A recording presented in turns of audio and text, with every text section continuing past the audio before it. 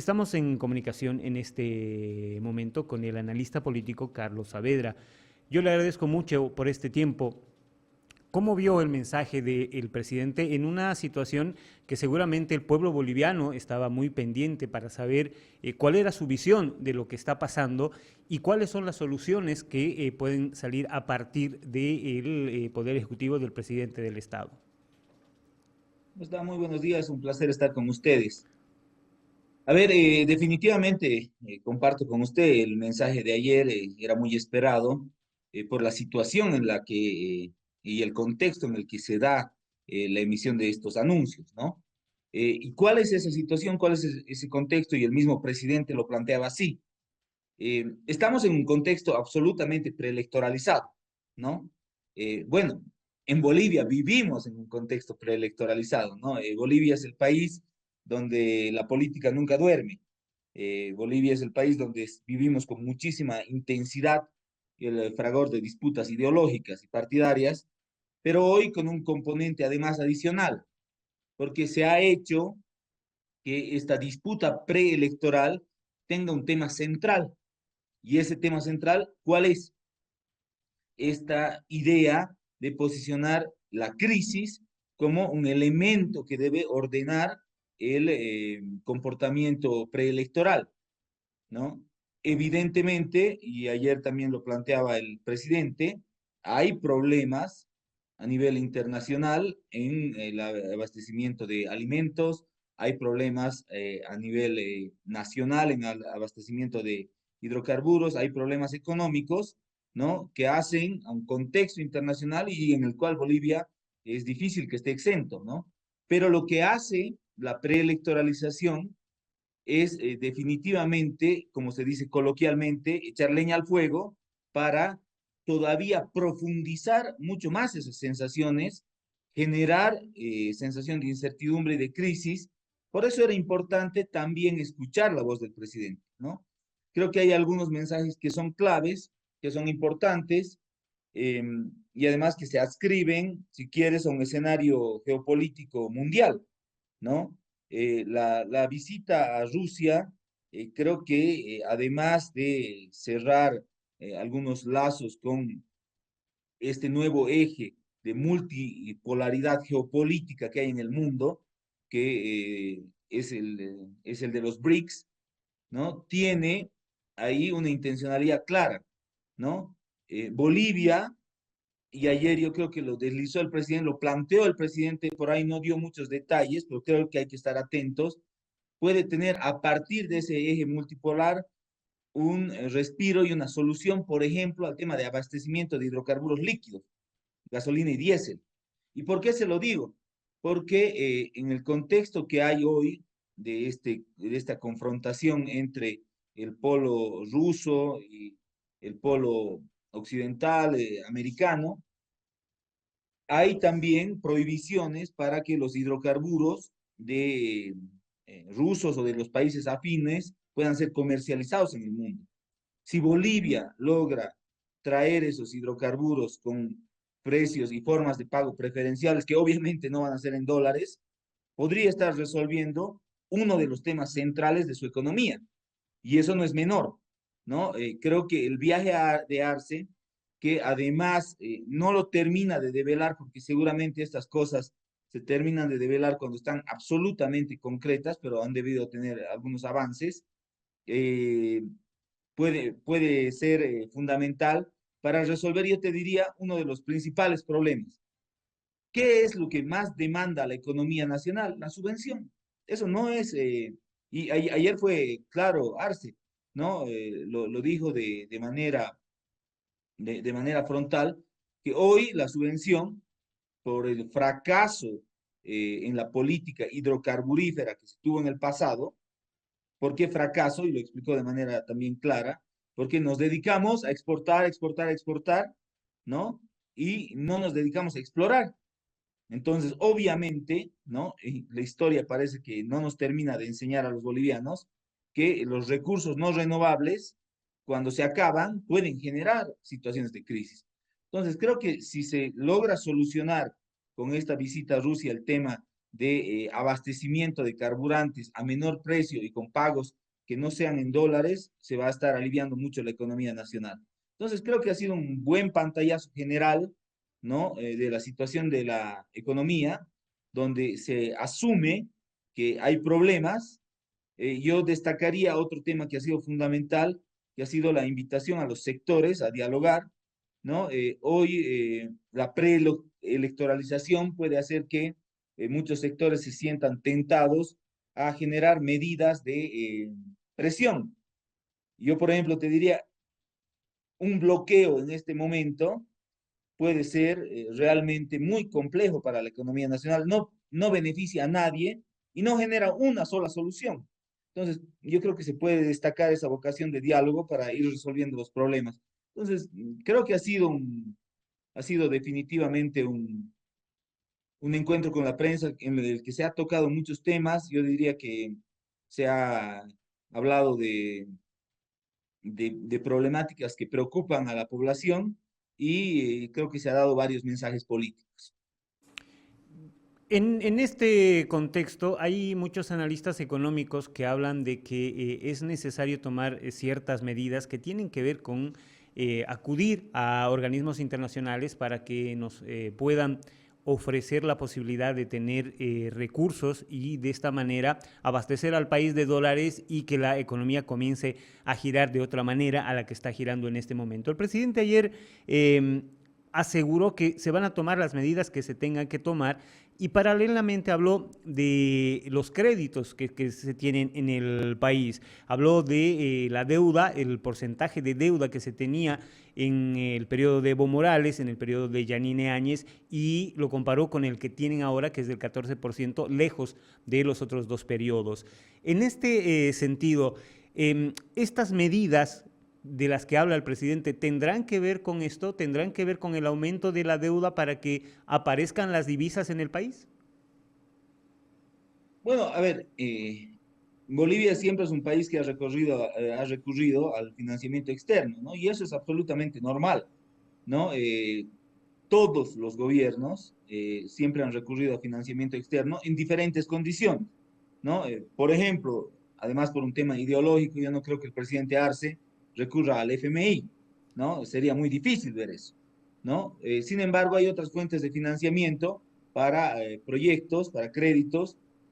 Está claro, por ejemplo, hoy hay al menos 8 megaproyectos que significan más de 600 millones de dólares que están trabados en la Asamblea Legislativa Plurinacional, ¿no? Esos son financiamientos de la Cooperación Andina de Fomento, del BID, de otros organismos internacionales. Pero lo que mostró Arce ayer fue que definitivamente hay una capacidad de endeudamiento, ¿no? Esto es como cuando se trata de un crédito personal, ¿no? A usted le dicen, a ver, ¿cuánto gana usted? ¿Cuánto gana su pareja? ¿Cuántos son los gastos que tiene? Ya, a partir de eso usted tiene esta capacidad de endeudamiento, ¿no? Usted puede prestarse 5.000 pesitos mensuales, 6.000, 7.000, dependiendo cuánto gane, ¿no? En el caso de los estados es lo mismo. Y lo que hizo ayer Arce fue mostrar que la capacidad de endeudamiento que tiene Bolivia, además por el cumplimiento también de los compromisos que se tiene, todavía es amplia, ¿no? Y esa capacidad de endeudamiento, como usted lo indica, puede ser una fuente de financiamiento para ir resolviendo el problema de divisas. El tema ahí es netamente político. Es Ujú. netamente político porque hay una asamblea que ha decidido trabar los créditos, ha decidido no aprobar los créditos y eso también hace que una fuente que sería, yo no te digo que sería la solución total a los problemas de liquidez de divisa extranjera, pero que yo creo sería muy importante, que es la de los créditos, está hoy bloqueada. Entonces, y ahí también creo que va el tema de la visita a Rusia, ¿no? Creo que no necesariamente los organismos internacionales tradicionales son la única opción de obtener divisas internacionales, pero también creo que hay una otra mirada para abrirse no solamente a la divisa americana, sino también puede haber acuerdos, se llaman los swaps, ¿no? Un swap con China en yuanes para obtener cierta viabilidad. en ciertos créditos y obtención inclusive de hidrocarburos de países que te acepten yuanes para pagar, ¿no? Un swap con Brasil para pagar cierta importación de insumos, te digo, en el sector avícola, como podrían ser vacunas, en el sector agropecuario, también podría ser importante. Entonces, creo que ante este bloqueo que hay político en la asignación de créditos, que no creo que se resuelva, ¿no? El gobierno está obligado a ver otras formas creativas también de atraer divisas que puedan permitirle ir resolviendo los problemas que existen en la economía nacional. ¿Es posible dejar de depender del dólar? Yo creo que es posible paliar de alguna manera la problemática que existe con el dólar. Yo te diría que dejar de depender totalmente es muy complejo, ¿no? Estamos en una disputa mundial, ¿no? Pero hay que entender que todavía el dólar es una divisa que tiene mucho poder. Ahora, si se logra, como te digo, un buen acuerdo comercial con Rusia, ¿sí? Se inserta al grupo de los BRICS, que lo que está intentando es generar una multipolaridad geopolítica en el mundo y se puede hacer swaps en yuanes. Recordemos que, por ejemplo, Lula, el presidente de Brasil, llega los primeros días de julio a Bolivia y yo creo que también ahí hay muchísimos, especialmente para el sector agropecuario, hay muchísimos insumos que se importan de Brasil que generando ahí un swap en reales se podrían solucionar, creo que se puede paliar de gran medida, ¿no? No creo que se pueda obviar totalmente al dólar, creo que es muy complejo, ¿no? El dólar es una moneda que es muy fuerte a nivel mundial, pero yo creo que se pueden ir generando paliativos, ¿no?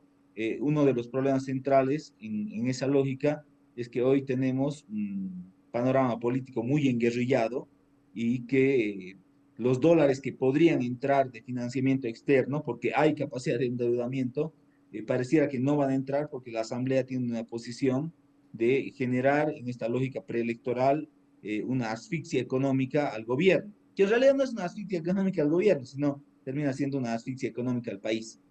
Ahora, ¿cómo encarar este periodo? Porque el presidente fue claro, ya estamos en un periodo preelectoral.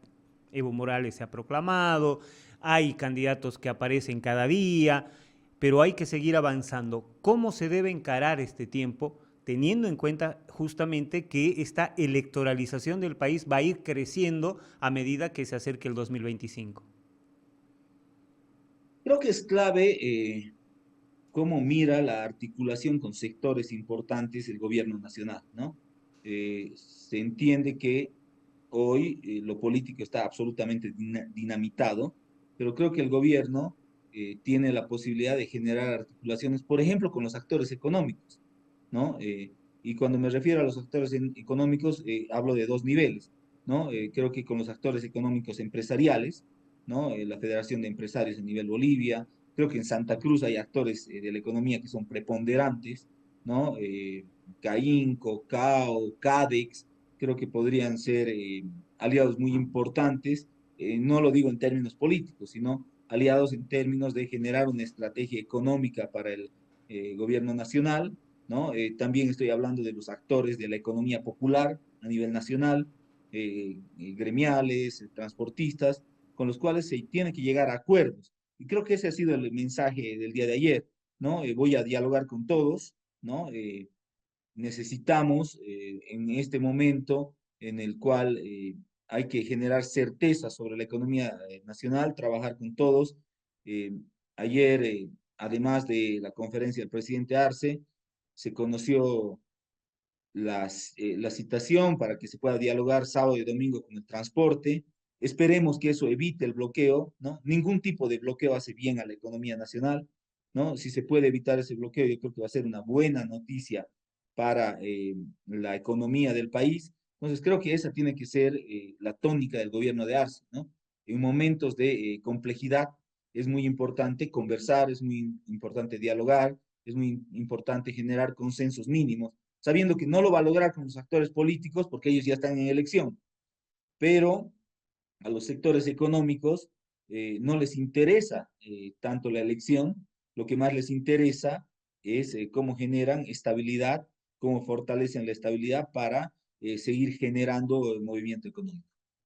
En este instante donde los actores políticos gozan o en todo caso no tienen credibilidad en la gente, ¿cómo ves el discurso del presidente? ¿Cómo debemos estar? ¿Debemos estar optimistas? ¿Debemos preocuparnos más?